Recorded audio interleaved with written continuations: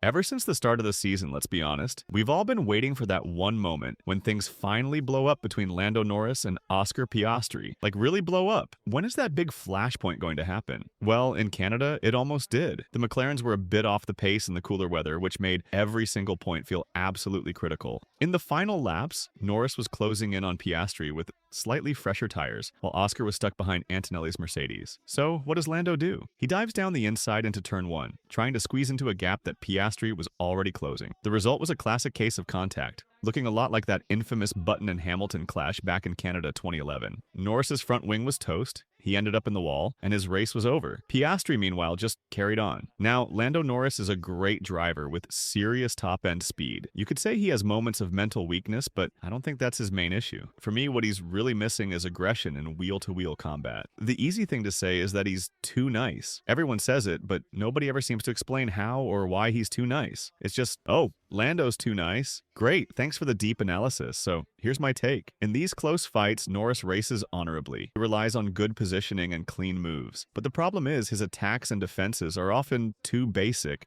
too predictable. It's relatively easy for his opponent to read what he's going to do and find a way to counter it. Back in Canada, Lando made his move late, hoping to surprise Piastri for the inside line. It's a logical move, but it's also a textbook one. Of course, Piastri was going to defend that space. Norris tried it anyway, and catastrophe. I don't think we've ever seen Lando use feints or clever tricks to force another driver to check their mirrors more than the track ahead, making them unsteady on the brakes. Remember Imola? I think it was Alexander Albon he was stuck behind for ages. It was the same story.